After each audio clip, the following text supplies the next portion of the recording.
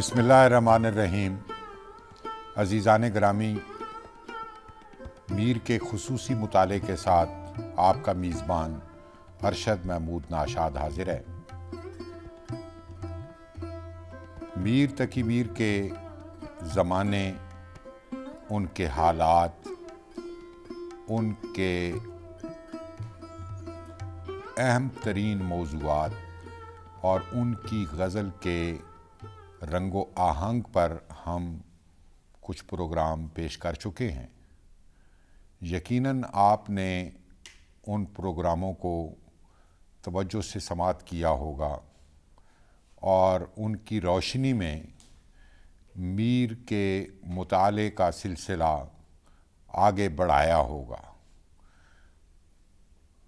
سامعین ذی احترام، میر اردو شاعری کے عہد زریں کا سب سے اہم شاعر ہے، جس نے نہ صرف اپنے عہد کو متاثر کیا بلکہ مابعد کے زمانوں پر بھی اس کی بہت گہری چھاپ ہمیں دکھائی دیتی ہے۔ تو آج ہم ان کی غزل میں جو تصوفانہ عناصر ہیں، جو مابعد طبیاتی فضا ہے، اس کے حوالے سے کچھ بات کریں گے۔ فارسی اور عربی سے شعر و ادب کا جو سفر اردو تک پہنچا، اس میں جو بہت اہم ترین بات تھی وہ یہ تھا کہ اہل فارس نے، ایرانیوں نے یہ جملہ، یہ مقولہ یا یہ ضرب المثل بنا لی تھی کہ تصوف برائے شعر گفتن خوب است، کہ یعنی تصوف جو ہے وہ شاعری کو ہمہ رنگ کرتا ہے، شاعری کی رمزیت میں اضافہ کرتا ہے اور مابعد طبیاتی فضا شاعر کے متخیلہ سے ہم آہنگ ہو کر نئے معنی کی جوت جگاتی ہے۔ تو اسی مقولے کی روشنی میں ہمارے اردو میں جو سخن آغاز ہوتا ہے، اس میں یہی رنگ و آہنگ فارسی کے وسیلے سے چونکہ بہت سارا یعنی اصناف کا سرمایہ ہم تک منتقل ہوا، پھر یہاں جو ہمارے حکمران تھے بالعموم ان کی زبان بھی فارسی تھی اور انہوں نے فارسی کو ہی اپنی درباری یا سرکاری زبان کے طور پر استعمال کیا۔ تو یہاں پر بھی ایسے کئی خوش نوا شاعر پیدا ہوئے جنہوں نے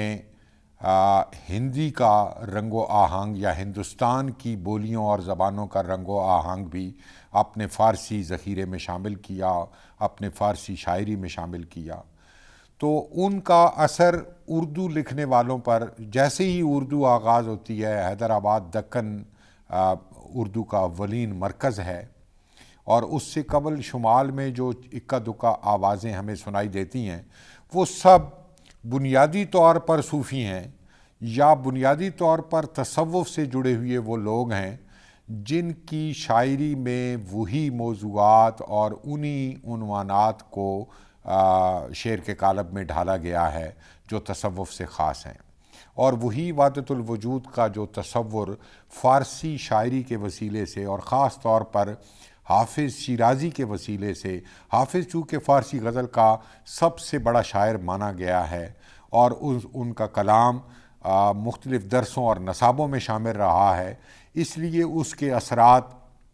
بہت زیادہ ہمہ گیر تھے۔ اور اسی طرح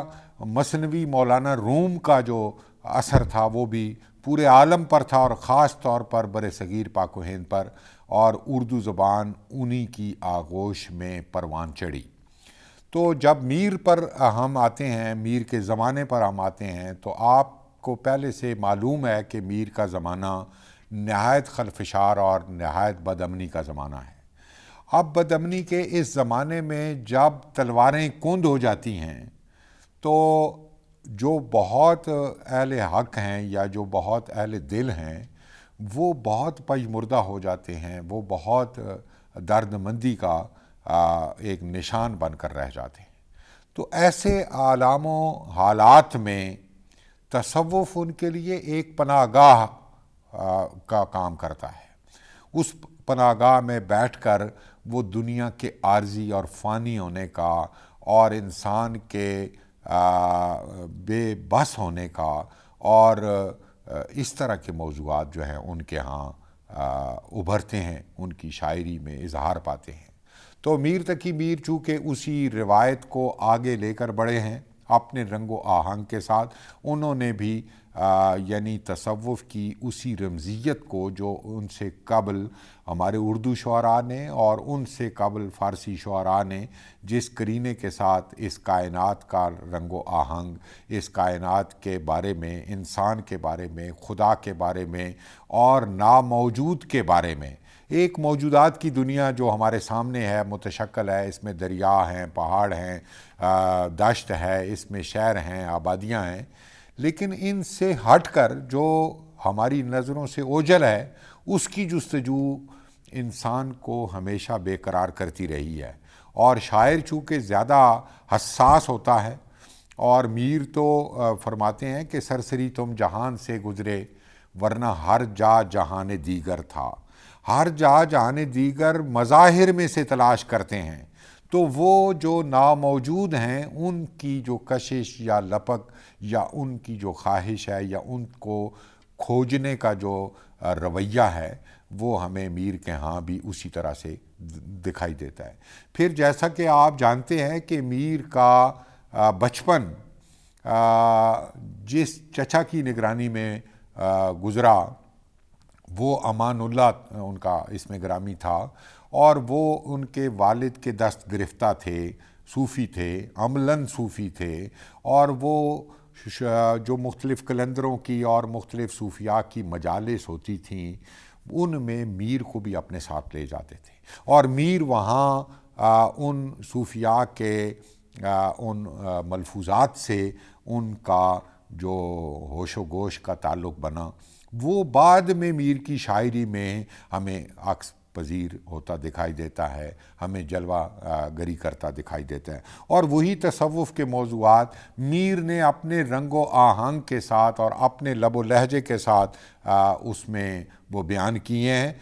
یہ شعر آپ نے یقیناً سنا ہوگا کہ یہ توہم کا کارخانہ ہے یا وہی ہے جو اعتبار کیا. تو یہ وہ یعنی تصوف کی وہ خاص جو ڈائریکشن یا جو خاص لائن ہے اس کی طرف میر ہمیں لے کر جاتے ہیں. اور جب وہ یہ کہتے ہیں کہ دل عجب نسخہ تصوف ہے، دل عجب نسخہ تصوف ہے، ہم نہ سمجھے بڑا تعصف ہے. یعنی دل وہ مقام ہے کہ یہ وہ آئینہ ہے جس میں ہم ذات حقیقی کا یا تجلی حقیقی کا جلوہ دیکھ سکتے ہیں. یہ اگر صاف نہیں ہوگا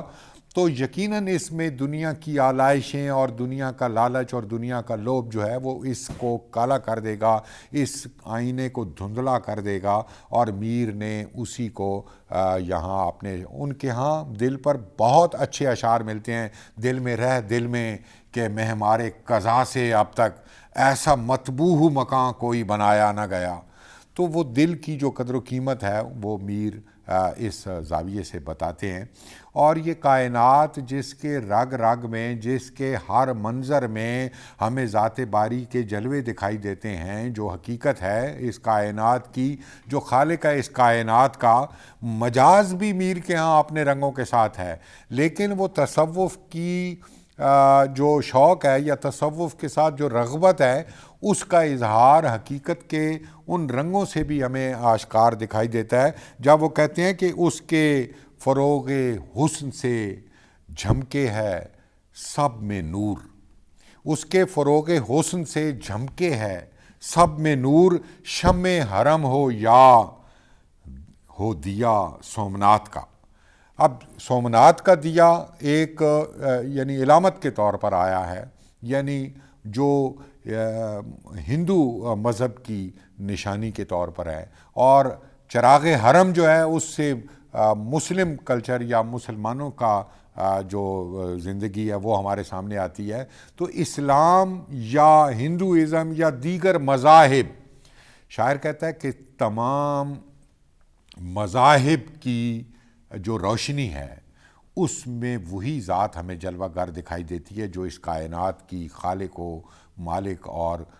اس کو بنانے والی ہے. اسی کا نور ہمیں مختلف پہاڑوں میں، ہمیں دریاؤں میں، ہمیں پھولوں میں، ہمیں پرندوں میں،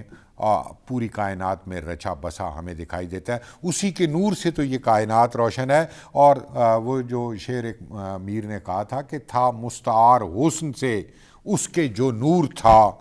خورشید میں بھی اس کا ہی ذرہ ظہور تھا.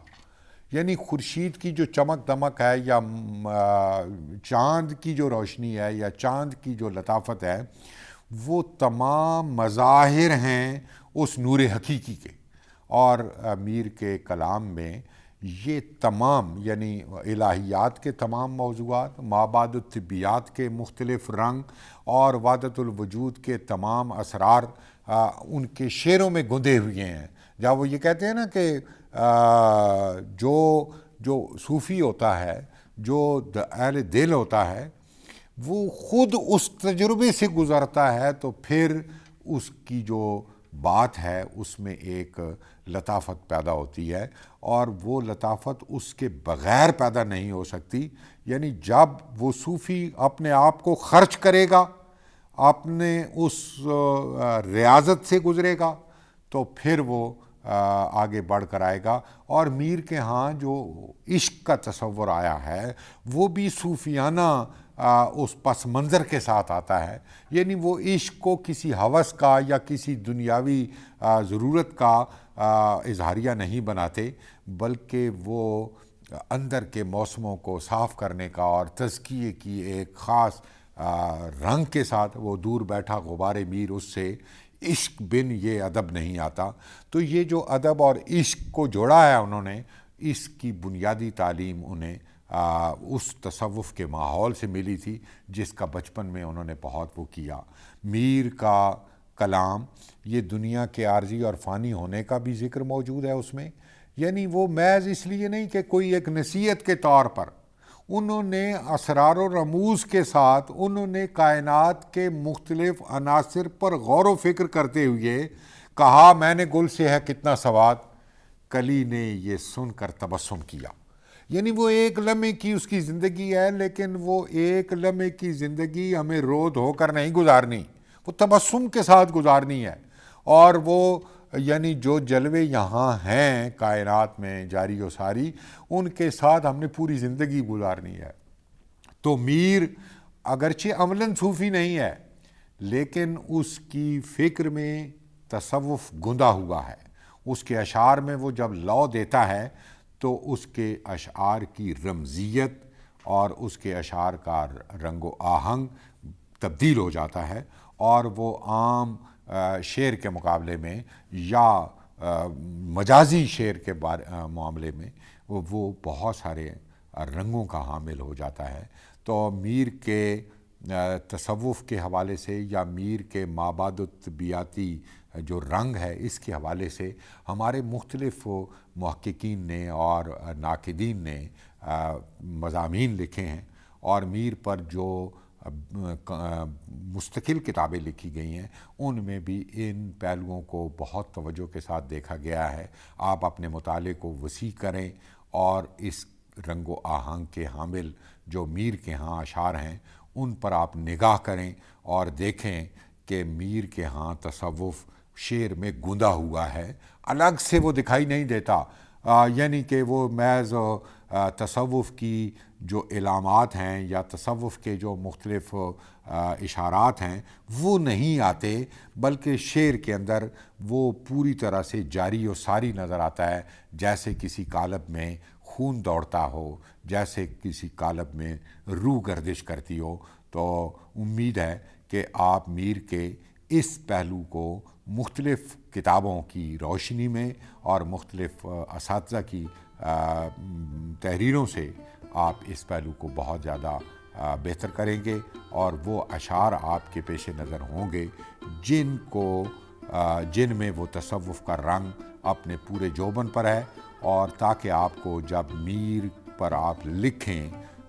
تو آپ کے معاونت وہ اشعار کریں. پھر کسی دوسرے پروگرام کے ساتھ حاضر ہوتے ہیں. اللہ حافظ.